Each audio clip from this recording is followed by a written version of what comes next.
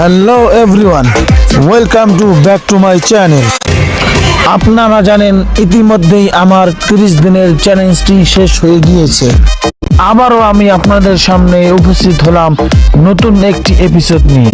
তার নাম হচ্ছে ইতালির পথে আমার দেশ। তো চলুন আমরা ইতালির পথে পথে হেঁটেই আমরা আমাদের বাংলাদেশকে উপভোগ করি। যেহেতু আমাদের দেশ একটি খুবই সুন্দর একটি সবুজ শ্যামল দেশ, তো আমি আপনাদেরকে একটি গ্রামে নিয়ে যাব এখন। তারপরে আমি আপনাদেরকে ওই জায়গাটার খুবই সুন্দর সুন্দর কিছু অ্যামেজিং দৃশ্য দেখাবো।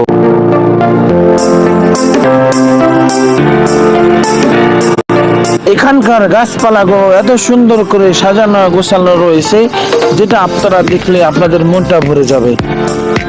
এখানে আপনারা কিছু ফুল দেখতে পাচ্ছেন, এইগুলো মূলত একটি বাসার পাশেই লাগানো ছিল। তো আমি আপনাদেরকে এই বাসাটিও দেখাবো। এই যে দেখতে পাচ্ছেন, এই হলো ওই বাসাটি। এত সুন্দর বাসা আপনারা আমার ভিডিওতেই দেখতে পাচ্ছেন। এখানে আসার পরে এত ভালো লাগবে যেটা আমি ভাবতে পারিনি।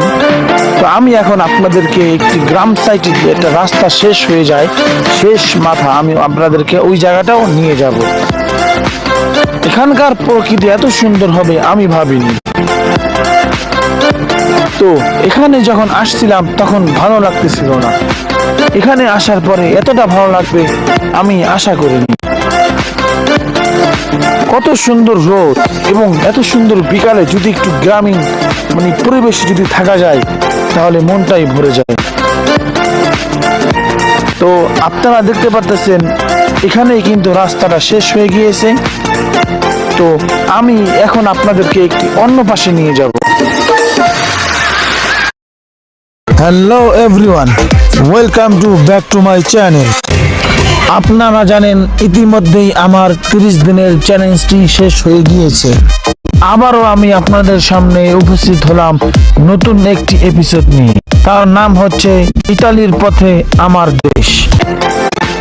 তো চলুন আমরা ইতালির পথে পথে হেঁটেই আমরা আমাদের বাংলাদেশকে উপভোগ করি। যেহেতু আমাদের দেশ একটি খুবই সুন্দর একটি সবুজ শ্যামল দেশ, তো আমি আপনাদেরকে একটি গ্রামে নিয়ে যাব এখন। তারপরে আমি আপনাদেরকে ওই জায়গাটার খুবই সুন্দর সুন্দর কিছু অ্যামেজিং দৃশ্য দেখাবো।